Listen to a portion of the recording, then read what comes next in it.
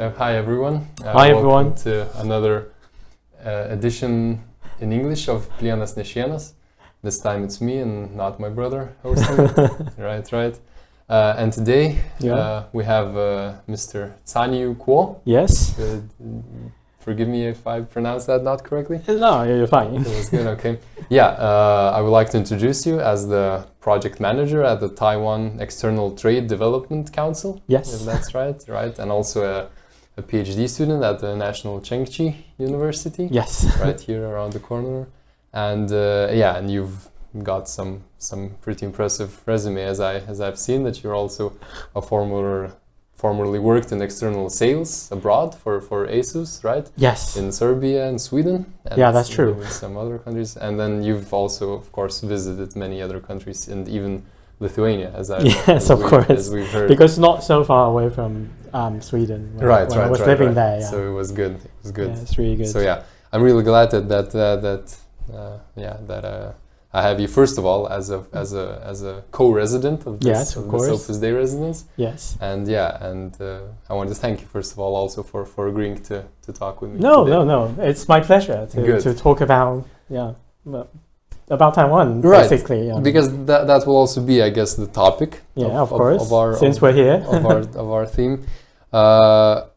Right, and I want to start maybe just with a question that I keep getting myself, that I kept at least getting myself before I came here, from my friends, from my relatives that were also a bit concerned. Yes. And namely, the question was just, are you not worried that China is going to invade Taiwan, or that there's going to be a war? How do you respond to that question when you get asked that one? Yeah. Well, that is a valid worry. I mean, when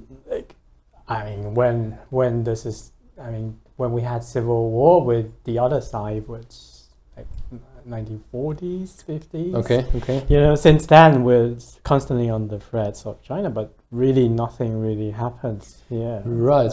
If you may, maybe you can expand a little bit on that, on the history of itself of Taiwan, because I think that would be interesting also for the. Yeah, of course. I mean, the history of Taiwan is. I will start from the very beginning. Yeah, sure.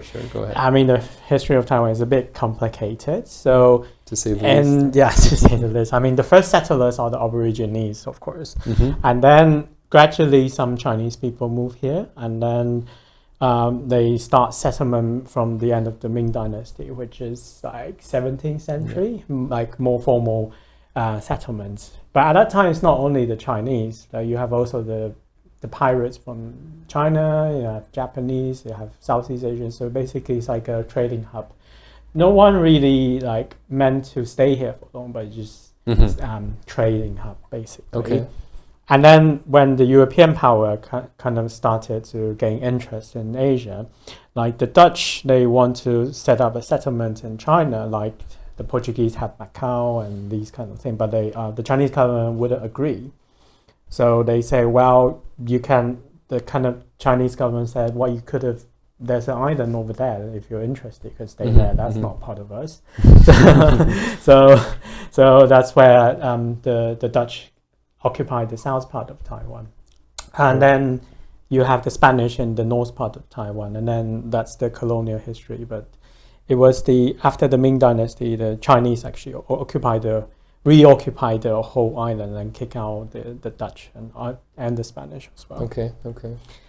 And then that's the kind of like the older history. The colonial, right? Colonial history, that's what we say. So the Ming Dynasty ended, and then the Qing Dynasty take over and rule Taiwan kind of like 200 years, but they didn't actually occupy the whole island because they draw a line basically on the island and said like the east side of this line, it belongs to the Aborigines, which they regard as barbarians, and that's none of my business. So what happened there, I don't care.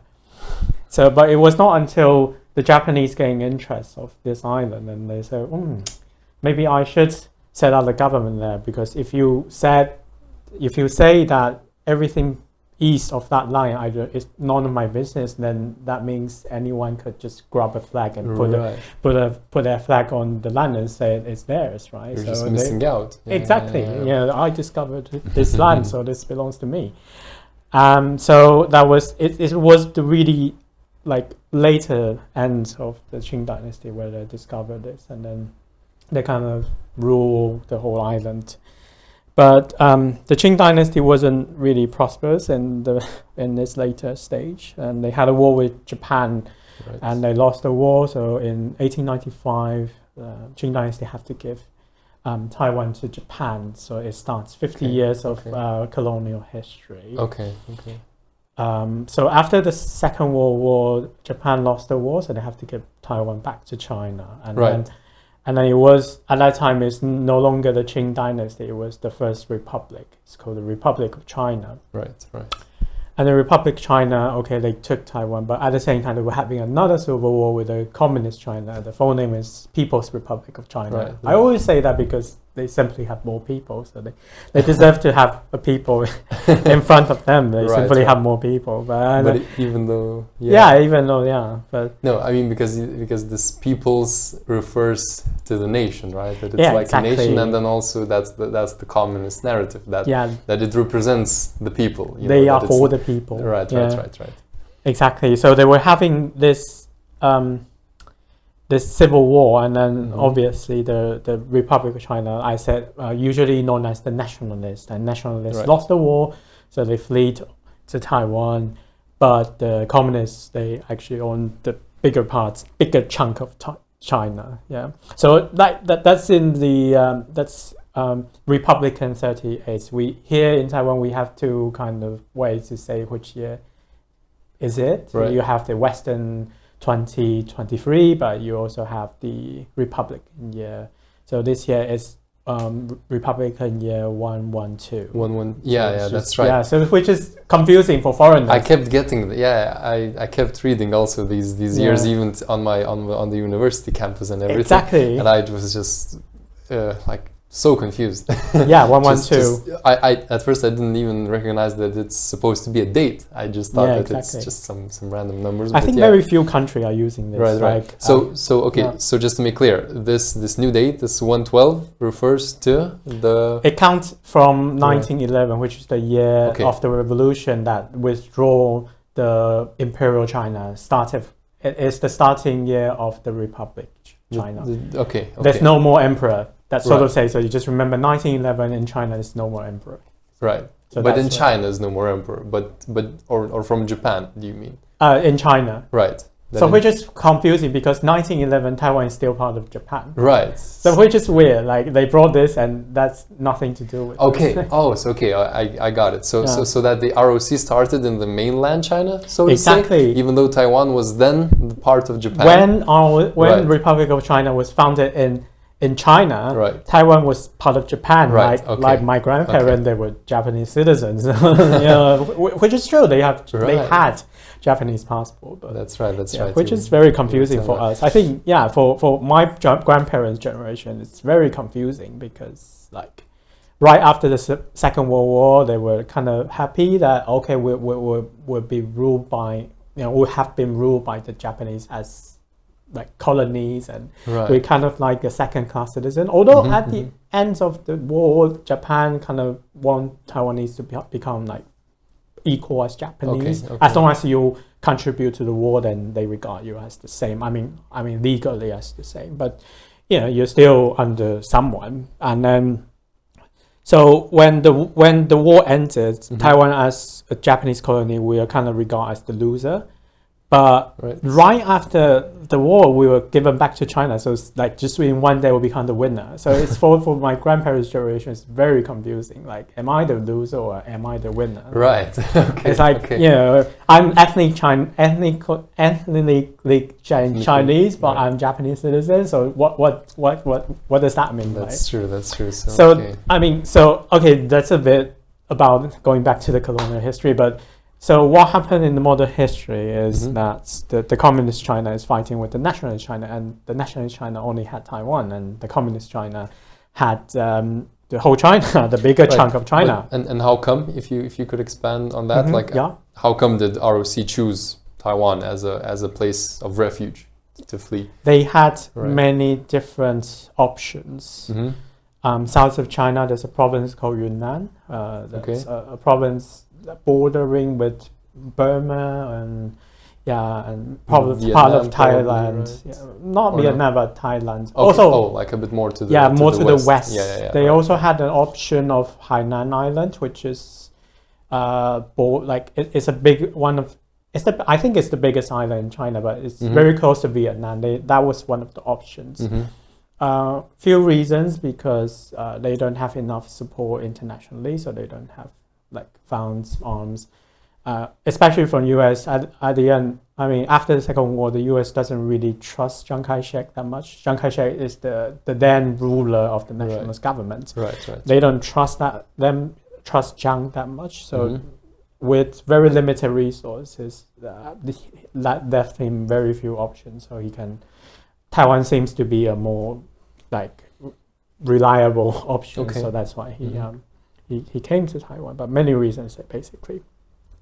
So the war was I mean since the 40s and 50s we're still constantly, I mean, theoretically or at war with China. Right. So, but nothing really happened. Like none of the bullets or like artillery really landed on Taiwan Island. Of course, there were some like fightings in the smaller island. Our government still have some really small island that are very close to China. You can see China. If you're on that island, you can actually see China with your bare eyes. So wow, okay. Yeah, that is then also very interesting, and that's the other thing that probably Westerners do not quite comprehend is that that Taiwan, ROC, or as you could say, is still at war theoretically, right? Like the civil war is still going on between the People's Republic of China and the Republic of China, right? But not in the bullet. Right. Yeah, but like theoretically, was there ever, because there also wasn't a ceasefire declared, right? Or were there any peace treaties or something like that?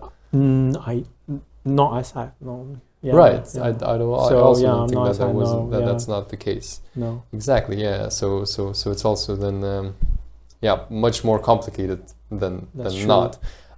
What I also have read somewhere is that I couldn't quote it like off the top of my head now, but has Taiwan, has like ROC ever considered the possibility of becoming independent over the time of the Civil War, or did they ever always have the interest of regaining like the mainland China and, as so to say, defeating PRC? Yeah. Exactly. So the main narrative back in those days, the main narrative, you can't have other narratives because it's kind of like dictatorship. So the main narrative is we need to regain our motherland. So we need to fight back.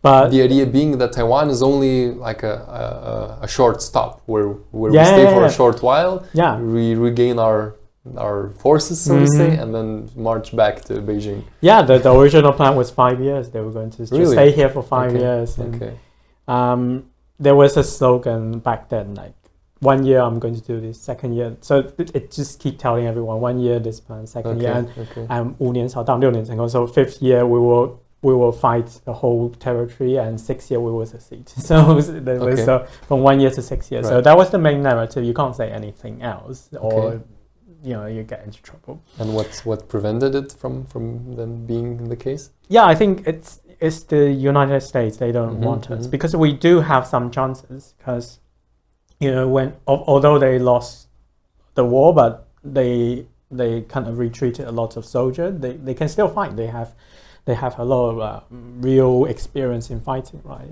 If you just prepare and send them back, they can really fight. Also, the Korean War. If we are allowed to, we can kind of use that opportunity.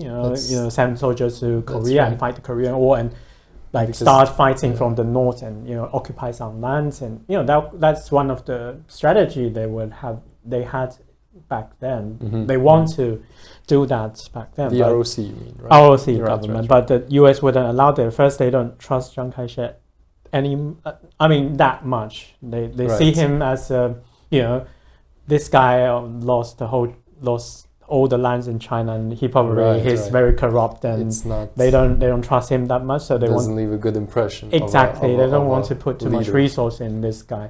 Also, if Chiang Kai-shek really had have a war with the communist China, that it probably will spark probably a third world war, because when you're not only fighting with communist China, you're also fighting with Soviet Union, right? That's true. So US don't want that. He want, if they don't want any more American boys to die in the battlefield. Exactly. So stopping that the US stopping Chiang Kai-shek from kind of reconquering China. And from what I understand, also this doctrine of neutralism after the Second World War, and especially following with the Korean War, and then later on the Vietnam War, was that Americans fighting in wars overseas was very unpopular. Yeah, exactly. Between their population, among their population, I mean. And and then basically they were trying to avoid any sense of further conflict overseas, to both avoid, as you said, a further world war, but also to simply just, as Americans like to say, I mind their own business. Yeah, of course. Which I could also relate to that quite directly, which was also the case why the Lithuanian independence movement after the Second World War, after being occupied by Soviet Russia, also did not get any support, like diplomatic support. We did get, I could say, like some sort, but not any military or any other form of support. So and that's why also Lithuania suffered the fate of being under occupation for 50 more years. So I'd say, so Taiwan did get a bit more lucky in that sense, right? Exactly. Because we're an island. Because at that time, the communist China did, because when we retreat, we took all the planes and the boats, the military navies, and we had more navies and air forces power than the other side. So, but you need air force and navy to actually occupy an island, right? So at that time, the communist China simply doesn't have the capacity to occupy an island. That's true.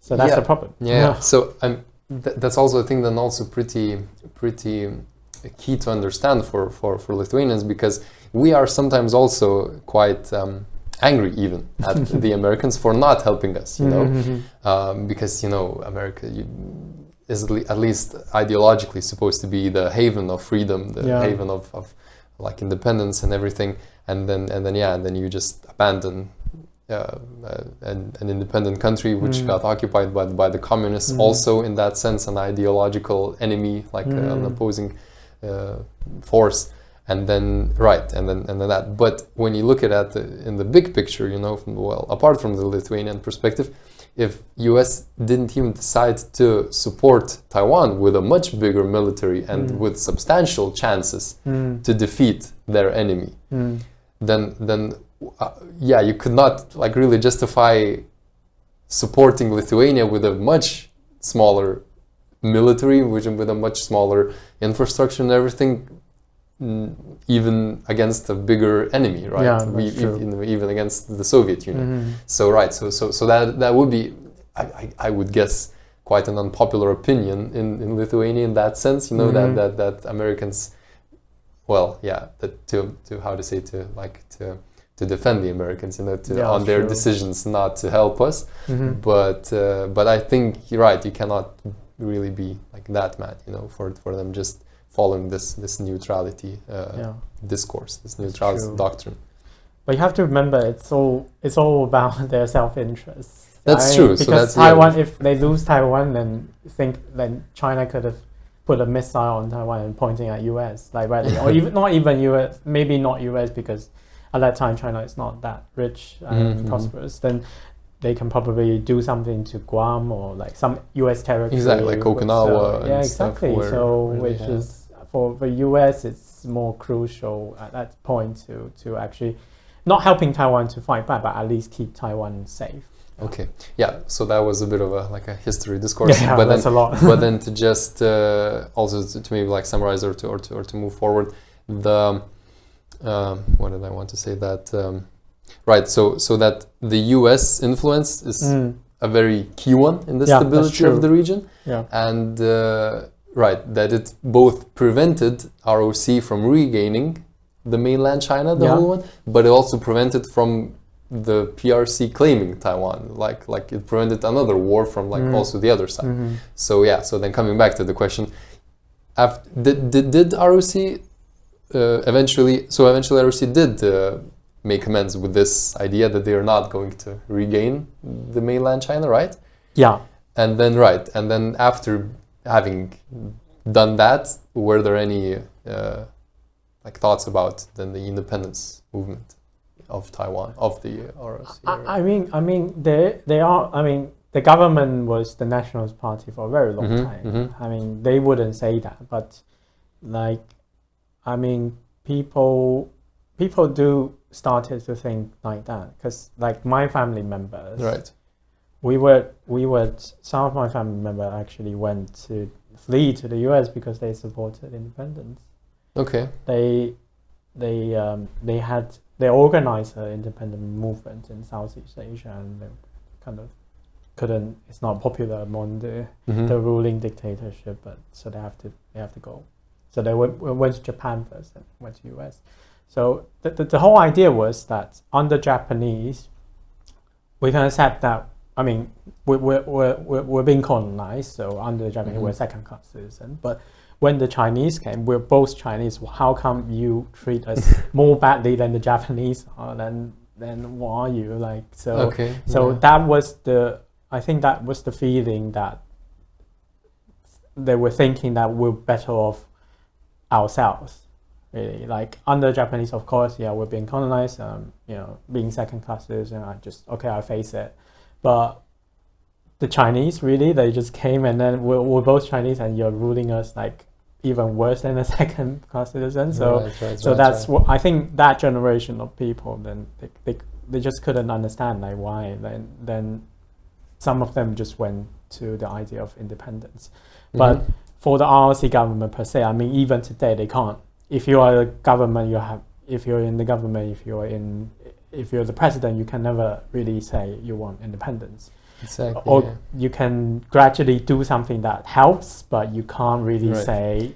It's not that they don't want to, but it's just But we're de facto independent country. We had our own land, our own taxation. We have our own military. So that's that. Right, and I guess that's how we come also to the point of the so-called One China policy. Yeah, right? One China policy. The that's like a buzzword, but so what does that mean? If you could explain that. One China policy.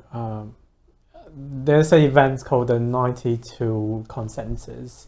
So both Communist China and Nationalist China were separated for a very long time, and then in 1992, so both sides set up an NGO, a non-government, because both sides doesn't recognize the other side. Right. The government, they see the other government as not legitimate. As the rebels during the Civil War that's causing problems. Still ongoing, right? So what they do is both governments set up an NGO, and that two NGO met in Singapore, if I'm not mistaken. Okay.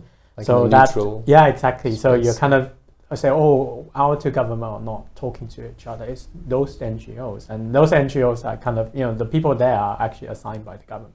Okay. But superficially, it's two NGO dealing with things. So that starts all the conversations, and from I think the 90s and starting from 2000, we were having really good relations, and we're having direct flights, and people can go and visit their families, which they haven't met for 50 years. Oh, wow. Which is quite impressive breakthrough. That maybe would be also equivalent to the fall of the Berlin Wall, right? Yeah, exactly. Although I think already people are doing that. Maybe people go to Hong Kong and find a way to go to China if they really need to. But I mean, on the surface, that was from the 90s and 2000, we start talking to each other. And independence movements, I don't think that was the issue. I mean, of course, always there were people talking about independence movement, but it just didn't work out.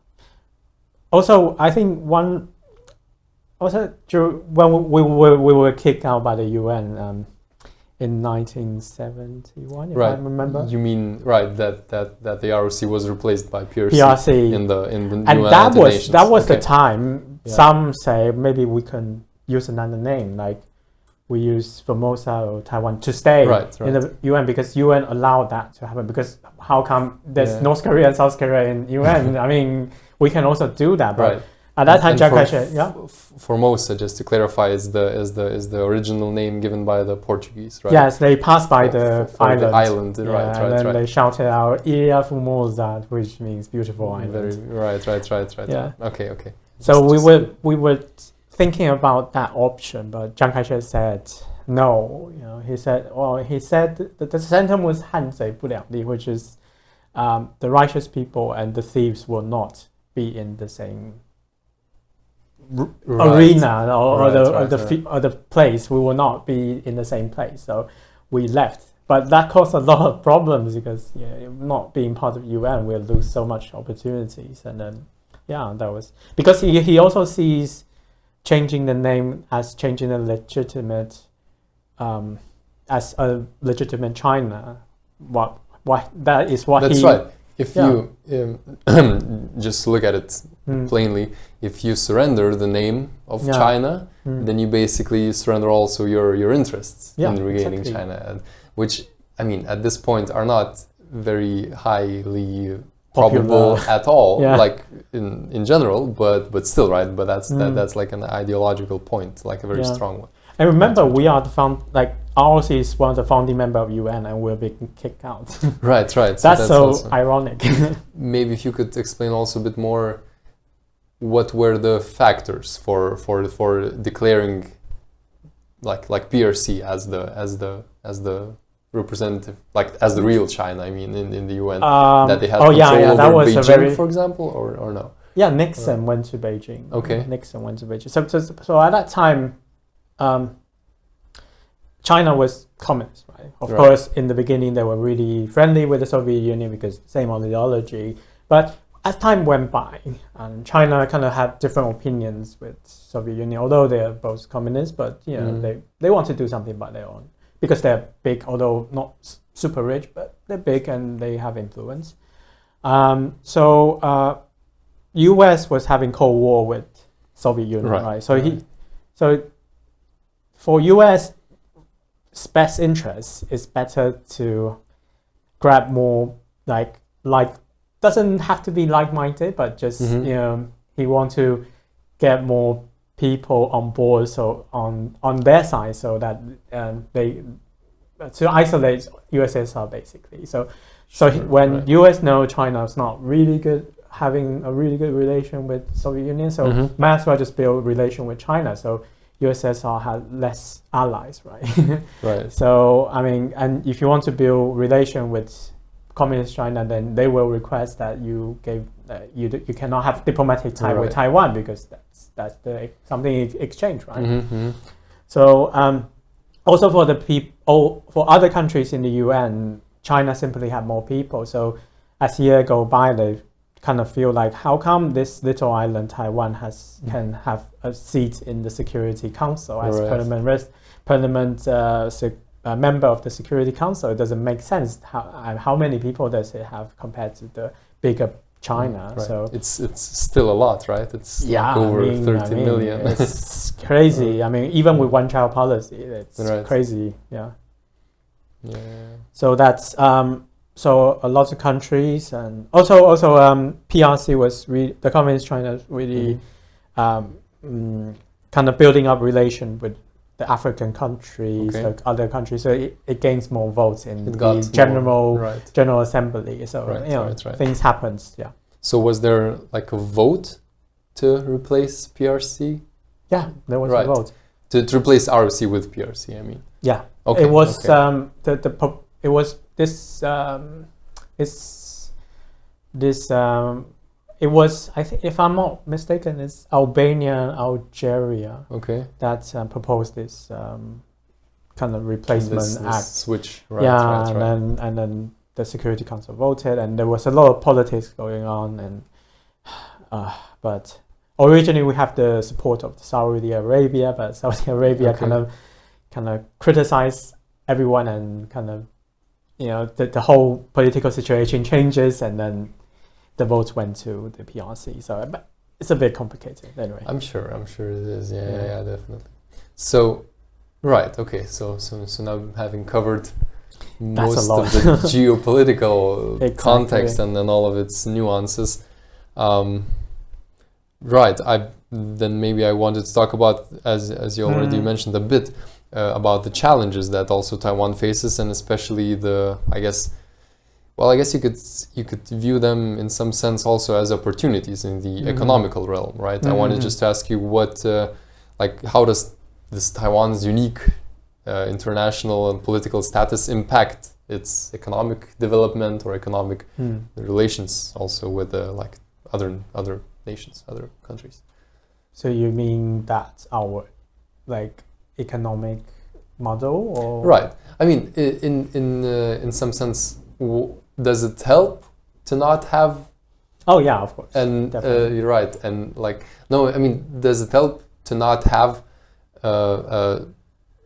formally accepted country, so to say, or does it pose more challenges? I mean, or opportunities? I think more. I personally feel there's more challenges than opportunities. Right. But you would think that, right? Yeah, but I always think we are in such a unique situation because we are not part of UN.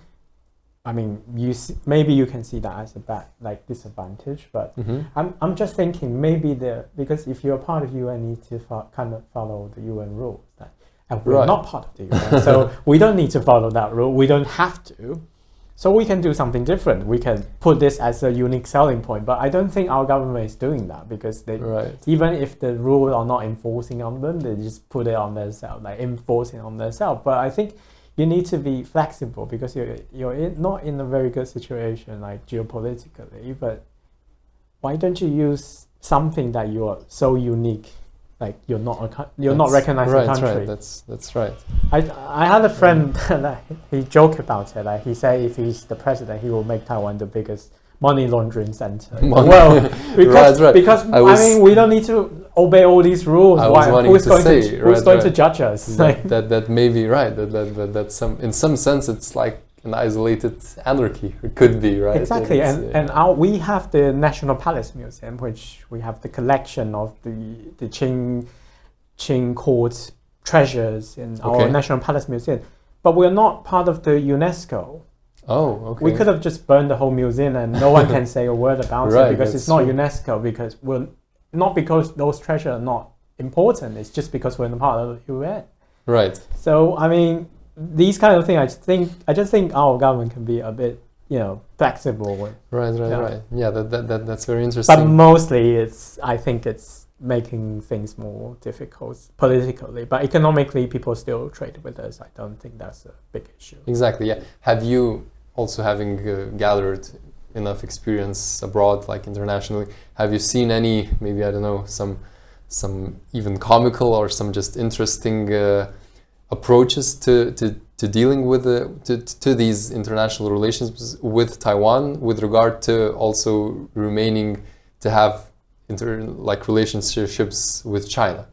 I mean, how do different countries handle this interaction with Taiwan without formally recognizing them, or have there ever been some, so to say, slip-ups, or to say, sometimes that I just know one example that also has been with, I don't know if we're talking about the same one, but about Dwight Howard. I know that when he came here also, and then at the end of his stay, actually just this season, he also was writing a farewell post or something, or just a gratitude post, and he was thanking the great people and the great culture of this country, and then he wrote this country, as a one word, and then a lot of people really got mad and everything, but then he had to also apologize. He had to explain himself that the country he just meant as as the island, as the people itself, right.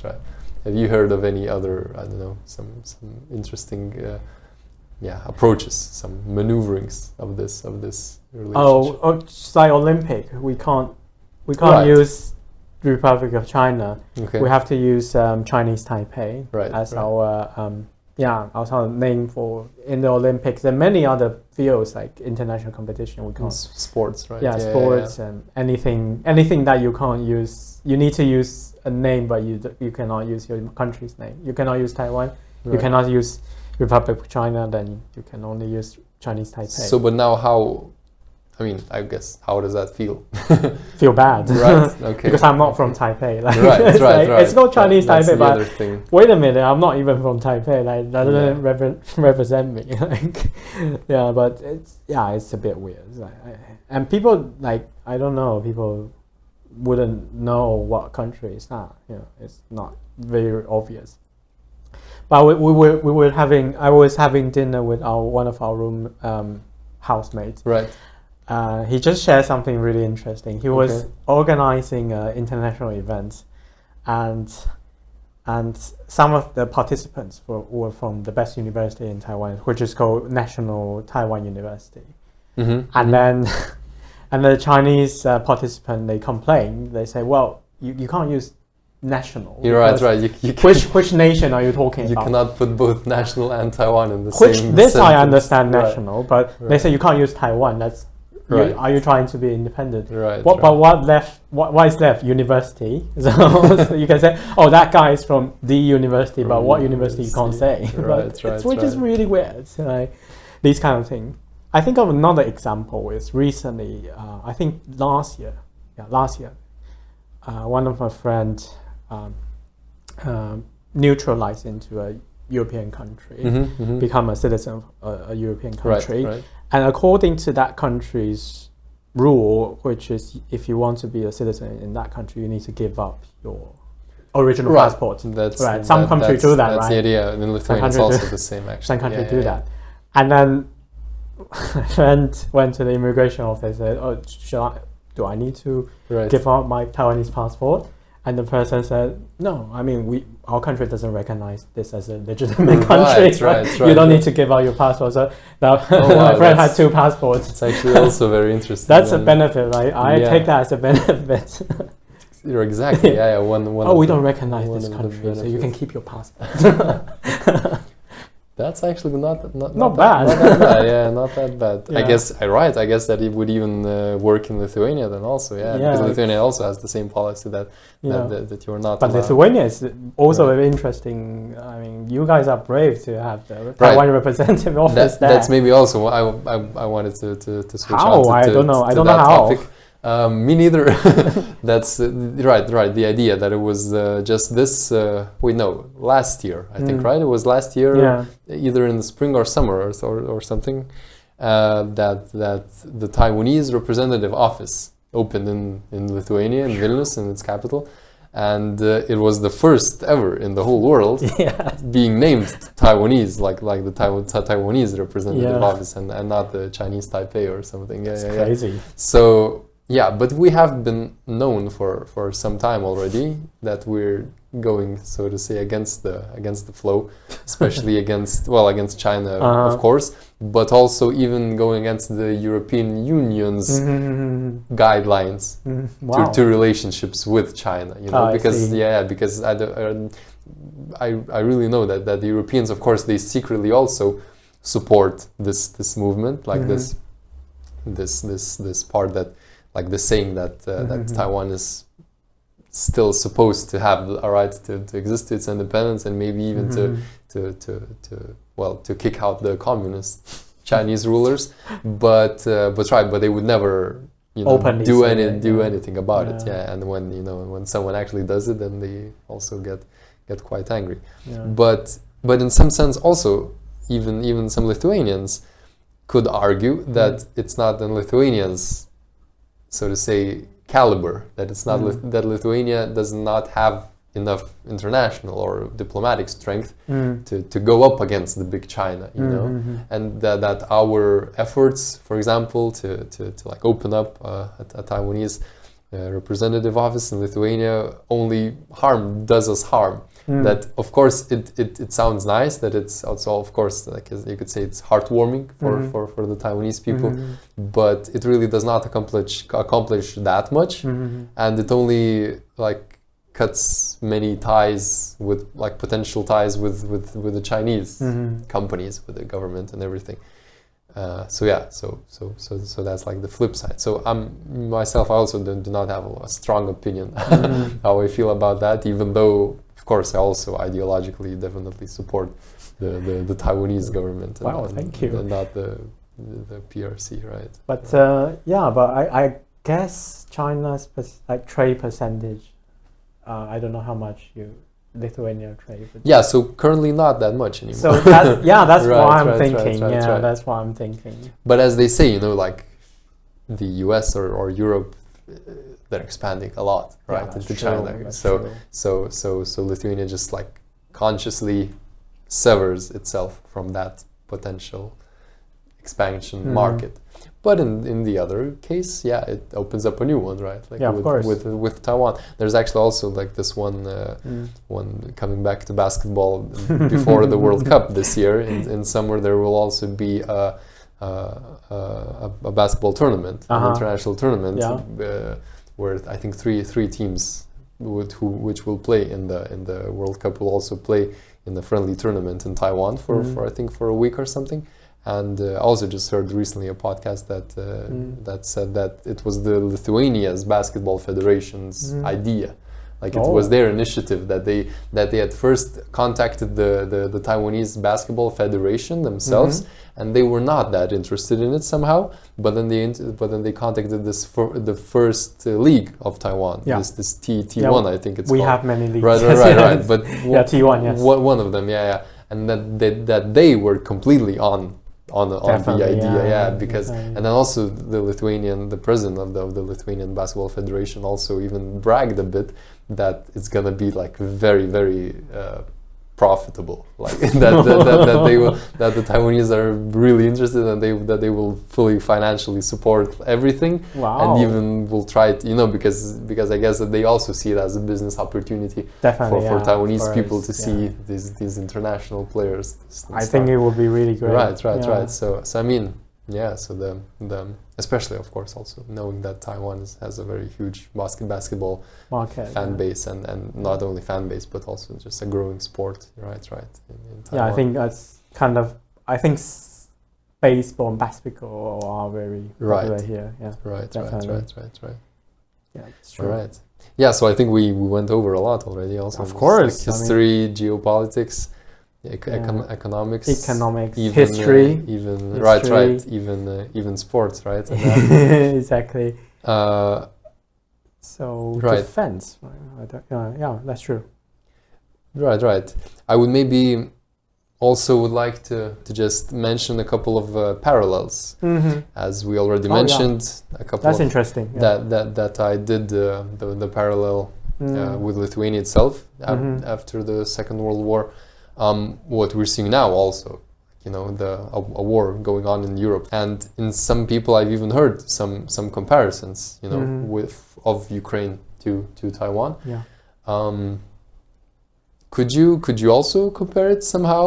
Just having Ukraine, so to say, a democratic country, Taiwan being a democratic country, Russia being an authoritative country, and then China also being an authoritative country, Ukraine being also a smaller country, than Russia in that sense, Taiwan being a smaller land than China, Ukraine also and Russia speaking even the same language, well, somewhat, not saying, okay, people will get mad at me for saying that, they can, that Ukraine can and somehow, Russia, but I mean that they can communicate with each other, it's not, and Taiwan and Chinese, of course, can also communicate the same language, with each other. So right. So I mean, I'm not also that sure where I'm going with the question, but could you compare it somehow and maybe even say anything about the future perspectives, of what, in some sense, what did Taiwan do better for not getting invaded by China, and what did maybe in some sense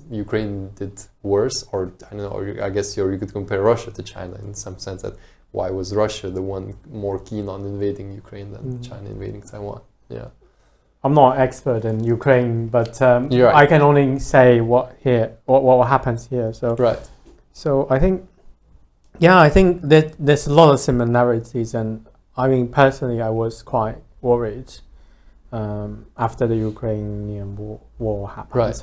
I guess a lot of people were, right? No, actually, I was so surprised. Not here.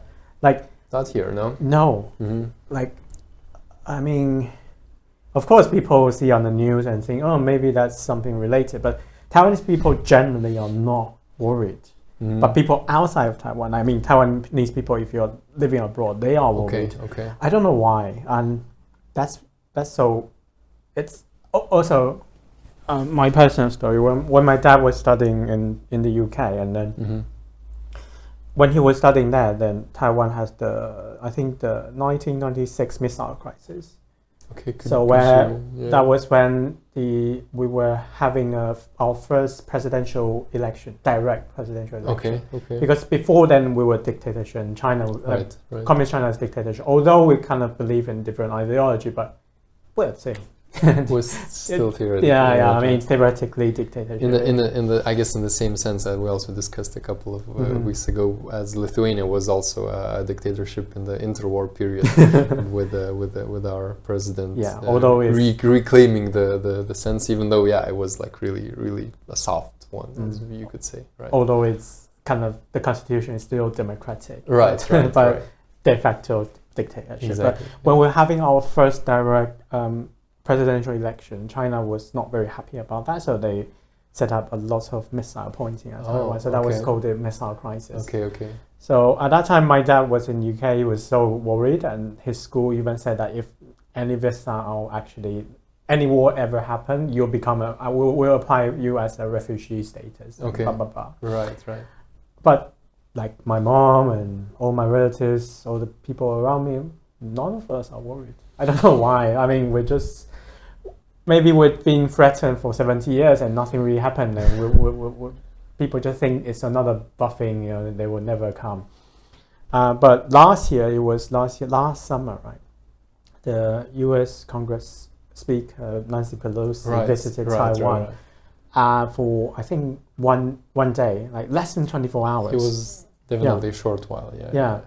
And then Taiwan was literally being blockaded by Chinese ships, planes for 1 week. We were actually being blocked, sea routes was being blocked for 1 week, and no one is worried.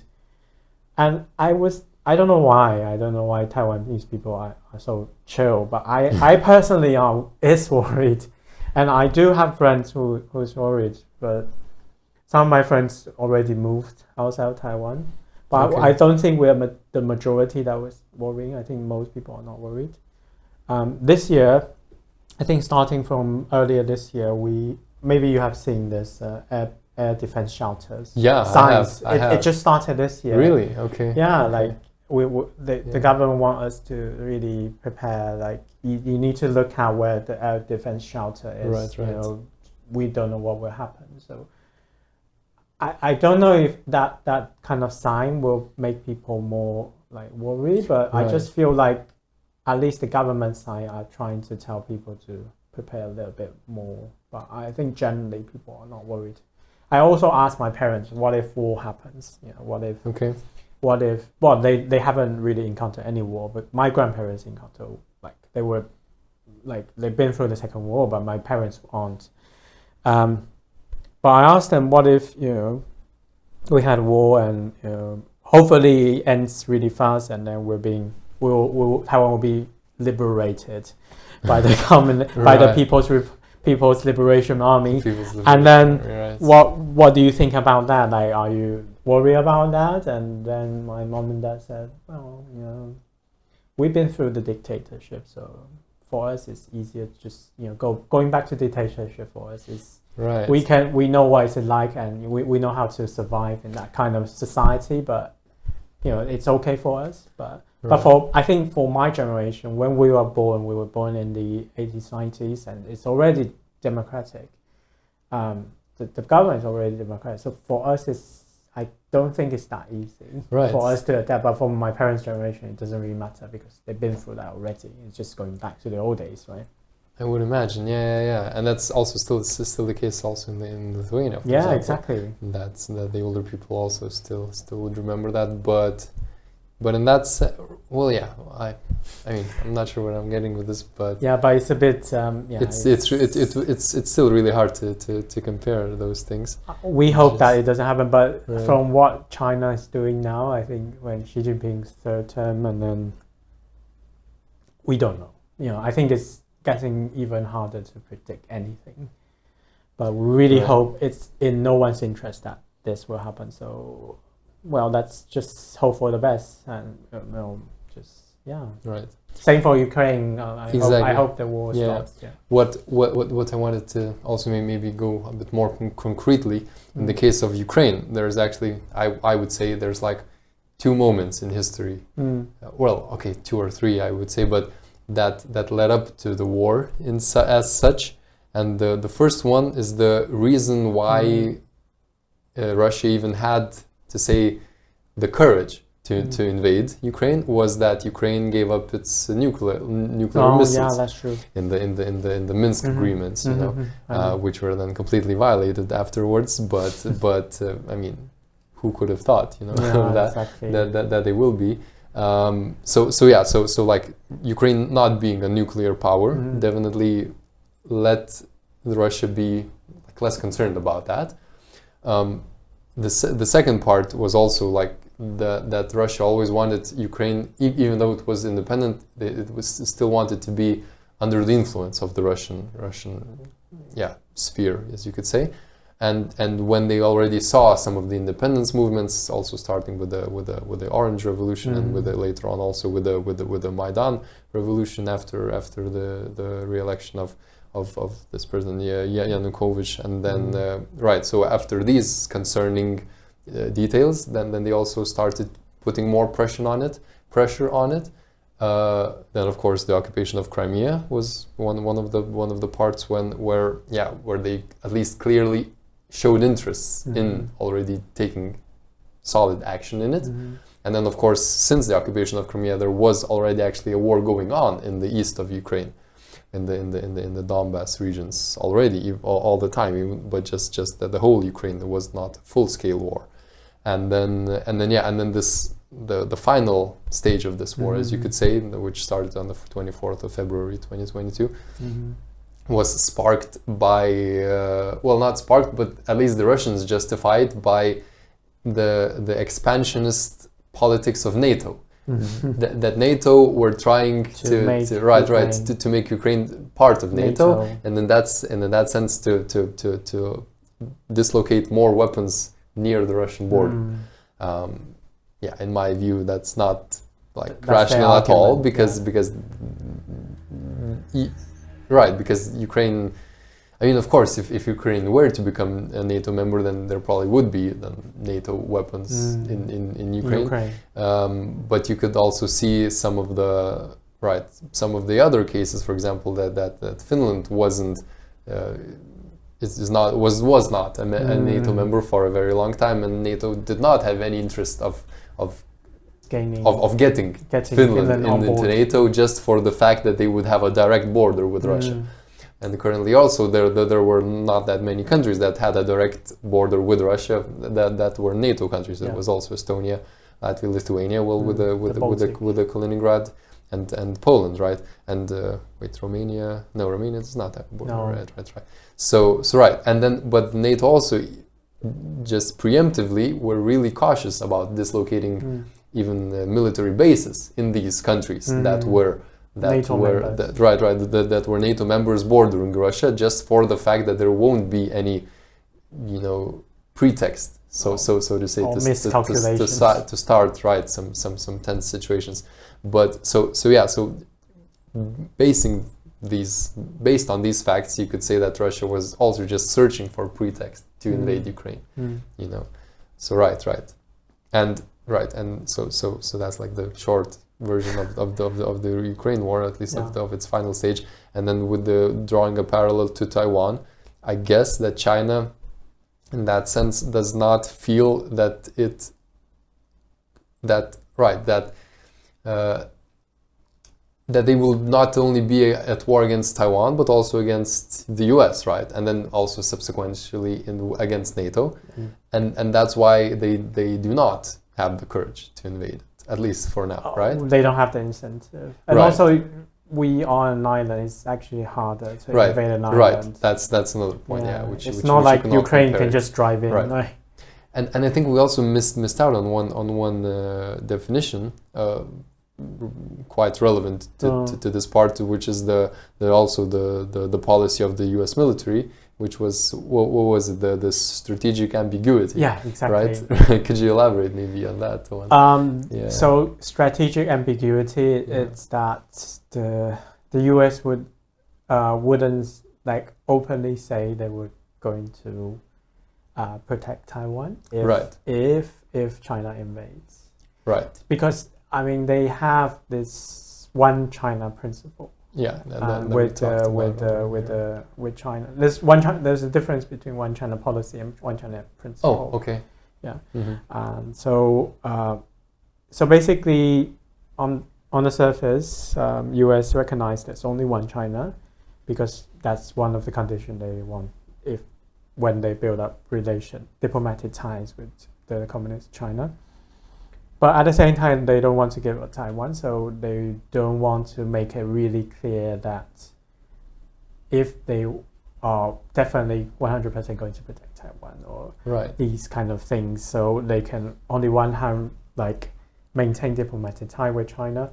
On the other hand, they keep Taiwan as their ally, so they have security in the Asia-Pacific regions. Also, having this ambiguity also make China unsure if U.S. will come to Taiwan's rescue or not. So it will be more hesitant to attack, because if you are sure they will, because it gives some gray area, so you are kind of guessing, so you cannot decide, and if you can't be sure, then you probably just give up, and then these kind of things. But in some sense, if the U.S. were to say that they would defend Taiwan either way, but if U.S. said that will like really openly against the one China the principle. So you're right. So for U.S. to maximize its benefits, maximize its interest, national interest, is to remain this strategic ambiguity. Because I mean, if they really want to protect us, why don't they just put a military base? Right. Just like Korea and Japan. Right? That's so. The other but idea, it's in their best interest, because if Taiwan is an independent country, they will say, okay, fine, we will just put a military base here, but because they also want to remain a diplomatic tie with China, so they can't do that to Taiwan. So that's right. Yeah. Which is I mean, I don't know. It's making everyone very unsure, but I suppose it's making the region a little bit safer. But I don't know. Right. Yeah. It really depends on China, really. Because and that's the idea. Either way, of the modern warfare scheme is that you do not have a war. That two countries wielding a nuclear weapon do not have a war against each other. That's at least one argument. The one argument, the one just main idea to avoiding a third world war, a nuclear war, which many suppose that it would be like the end of the world. Also, to just have a nuclear war. Right. So in that sense, it would be quite. So but maybe I'm asking, is that then not selfish, and not that like what's the word, that it's is that good in the sense, like, is it even moral, I would say, for the US to not to have a straight stance that they will defend Taiwan either way, just for the fact that China does not start a war against another nuclear power, but in that sense, that it would then that the U.S. would then break some ties, some economical ties. So in some sense, is that good? Just evaluating it in the whole perspective from the U.S. standpoint, is the U.S. acting accordingly, like responsibly? Responsibly. I would say that's the word that I was looking for. Is U.S. not irresponsible for not saying that they will defend Taiwan, just to keep these diplomatic relationships well, and trade, and just just even maybe risking a world war, a nuclear world war, you know. Yeah, but I don't know, because I think we are a small country. We can't really like change their mind, really. So that's right. And I think US must have done their calculations and then figure out this is the best way, and then we would all hope so, right? Yeah, exactly. And then supposedly that's the best they can do, and then we can only hope that they will protect us. Like, because last time, during the Korean War, China was, because there were Korean War, right? So there was suspicion that maybe China will use the Korean War because the Korean War made US busier, because also, they have to go north, and then they have no time to protect Taiwan, so they can reunify Taiwan. So that was when the US, they just get battleship or aircraft carrier just passing through the Taiwan Strait, to show China that its presence. Don't even think about it. Right. And I was talking about this missile crisis in '96. The US did the same thing. Okay. They just put a warship just passed by and just stop there and say, don't even think about it. Right. And then, but I'm not really sure this will work now, because if you put one, if you have aircraft carrier there, but maybe China has more. But that's what US did. In the past they still have this ambiguity, but that's how they kind of play around the borders. Yeah. They claim that, I'm just passing through the public water, I'm just passing through, but they're just saying, I'm here, don't even think about it. That's right. They have ways of doing things, but as a small country, we can't. Of course, we need to leverage the big powers and do a bit of hedging, but at the end of the day, we have to protect ourselves. No one will. We have to assume the worst case, that no one really will come to rescue. Then we have to protect ourselves and try to resist as long as possible. That's the thing. That's the only thing we can do, really. So we extended our military service, so from 4 months to 1 year. I did 1 year, and then a few years later they changed to 4 months, and then now it's back to 1 year. Right. So, but the military service is mandatory, right, for every young man, right? If you have special reasons, then you do substitute military service, which you serve in the government offices. Right. Something like that. Okay. But I think people who went to the military service don't feel like they learn proper combat skills. That's the problem. I think that's the problem. Is that the cause of just the training being so short for the 4 months, or is I did 1 year. Right. But in the first month you do basic. I'm a non-commissioned officer, so what we do is the first month you do basic trainings. Right. Some do 1 month, some do 2 months. It's really basic ones, how to use a gun and grenade and these kind of things. And then the second month, if you're an officer or a non-commissioned officer, you do a professional training. Depends what kind of speciality you are, and then you're assigned to your assigned camp, right? Right. And then, but basically, it's just you're in daily routine work. You don't really necessarily learn how to fight. Maybe you just you compile documents, you clean up you clean up the area, and then, which is still important. Yeah, you need people to maintain the system, right? Exactly. I just feel like if you really want to protect the country, you could have, at least say 1/3 of the people, go for proper combat training and come back, and another third of the person, you always have 2/3 of the people maintaining, running the whole place, and then you have people you actually learn something. Because I also compare with some of my other Asian friends I met abroad. There's also military service in Singapore. Okay. Because they're also surrounded by, potential aggressors. And they're also rich. I don't think it's going to happen, but they think they have to protect themselves. Also, Korea as well. Their trainings are like pretty solid, like from what I heard. Yeah. Like really real skills, like compared to us. So I think we kind of really need to do more. Also in this kind of geopolitical climate. Right, in this uncertainty. Yeah.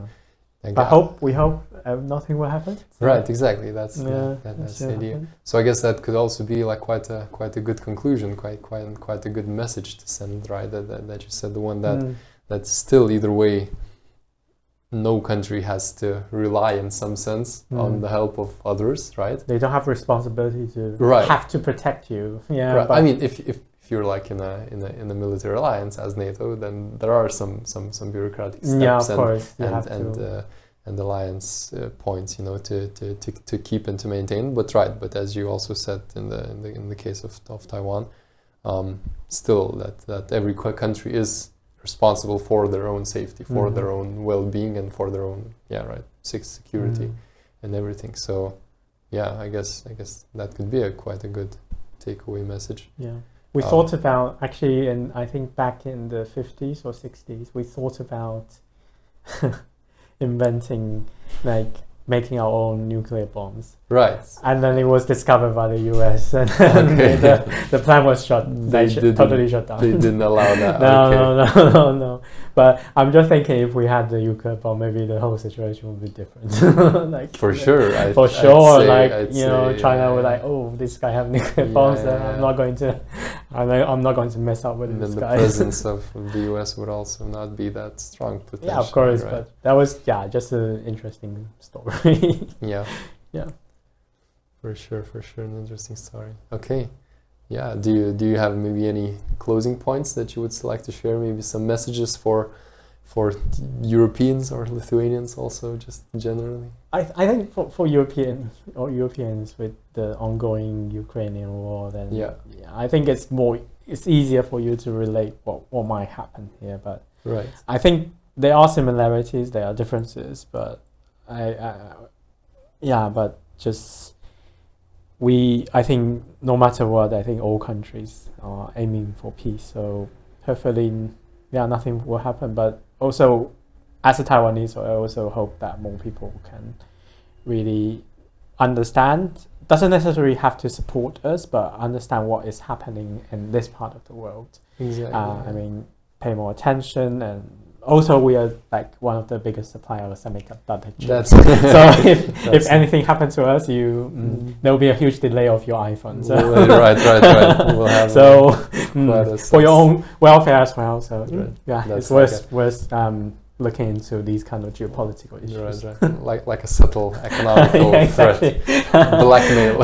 I don't think people will die without their iPhones, but something good to know about. that is for sure. A very, very good point. The silicon shield, that's what they say. Silicon shield, That's what they say. Right. Great. No, that's great. Yeah, so I guess we'll come to an end also of our podcast today. Super duper. Very, really many thanks for agreeing to talk with you. My pleasure. We'll still be, of course, meeting each other and seeing while I'm still here in Taiwan. Yeah. And and I hope that maybe also sometime in the future we can also maybe then meet and talk about how hopefully the war in Ukraine went over, and then hopefully nothing then happened in here. I really think serious. So. I mean, it's been so long. I mean, the war. As everything went. So let's just hope that the world learns, so to say. I also hope. And discovers. Yeah. Okay. Thank you. Thank you very much. Thank you very much. For agreeing to talk. Thank you. And see you next time. Thank you. Bye. Bye.